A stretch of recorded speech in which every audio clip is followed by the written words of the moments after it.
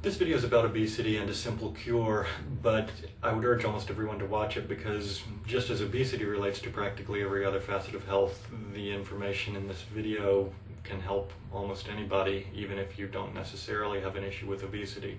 There's an incredible amount of misinformation out there about obesity. You constantly hear in the media that obesity is related to genetics. Of course, anything is related to genetics, but you can travel around the world and see people with the same genetics as Americans, and they're not obese the way we are. You also hear that people just need to exercise more, that that's the issue. And again, in other countries around the world, not necessarily everyone is exercising or getting hardly any exercise at all in some cases, but again, they're rarely obese.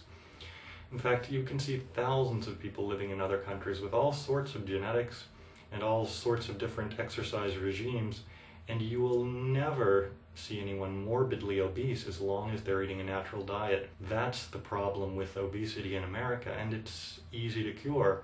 Unfortunately, almost no one does it because our diet in America is so incredibly unnatural that almost no one returns to a real natural diet. So first, let me go over some of the potential causes of this epidemic of obesity that we have. And these are things that almost no one escapes because they're so ubiquitous in our diet. The first is unnatural fats. No one around the world and no one in history ate the types of fat that we eat. We eat a lot of liquid fat and types of liquid fat that were unknown in most cases even 100 years ago. Canola oil was unknown practically before World War II. Soybean oil, corn oil, and frying everything in these unnatural oils, nobody around the world does that, even today. That's not a traditional natural way of eating. When you fry in oil, you oxidize the oil, and it's extremely unhealthy. And there's also no way of knowing whether these different types of oil that humans have never really eaten in any quantities, what the effects of those are going to be on the body, and nobody's ever done any long-term studies on that, and probably no one ever will. Worst of all is hydrogenated oil, which is in practically any processed food. Causes a lot of oxidative stress to the body, and it's also a totally unnatural type of molecule that we never evolved to process. And it's been linked in studies to obesity in laboratory animals, and it's also been linked, in my understanding, to hardening of the arteries and other issues, but it really hasn't been studied properly. So in traditional societies, first of all, people don't fry anything, or hardly ever fry. If they do, it's very briefly to saute something, and a lot of times they'll put in some water also so that the oil never gets up to a high temperature. And the only two traditional oils that I know of that are used to any extent are tropical oils like palm oil or coconut oil, which are cold pressed, not heated during the extraction process. And then there's extra virgin olive oil.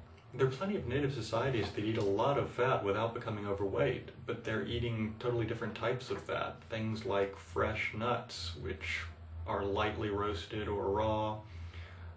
Things like dairy, which haven't been homogenized, haven't been pasteurized, and are organic, not conventional dairy products, or organic meats.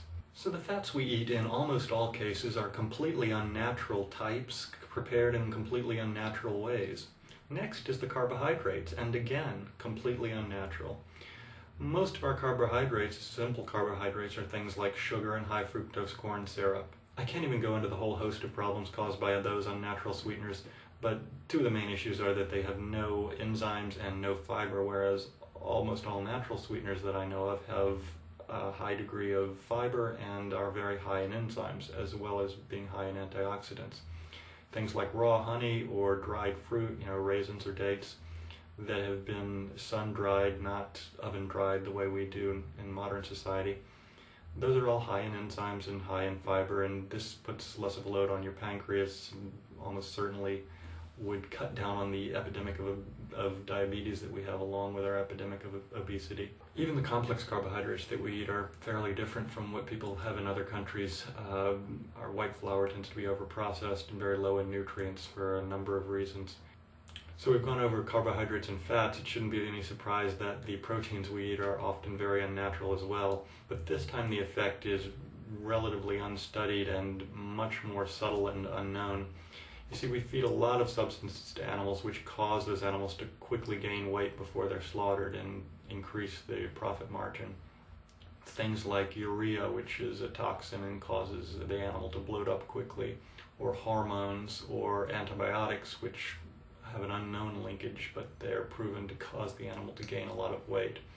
The thing we never think about, though, is that we then eat the meat from these animals and we ingest these same substances. And no one has ever studied whether or not that causes humans to gain weight as well. But if these substances are causing all of the different animal species to gain weight, and then we're eating the meat that contains those substances, it's certainly a possibility that it's going to have an effect on us as well. I wouldn't wait for the Beef or Dairy Council to fund a study on that issue, though. You see, everything that we hear in the media about diet, and particularly about obesity, is being pushed by someone trying to make money. People saying that you need this particular piece of exercise equipment, or you need to eat that particular type of food. It's all just being pushed by different industry groups, and most of the things being pushed aren't natural. You don't need to listen to all the media noise, and you don't even need to listen to the general consensus, because nowadays the general consensus has been so poisoned by these promotions and these media campaigns that are backed by millions of dollars. All you need to do is listen to the traditional knowledge of millions of people who have developed specific diets over the course of thousands of years. We've just thrown all of that knowledge away, and we're relying on a few biased studies to tell us what's healthy.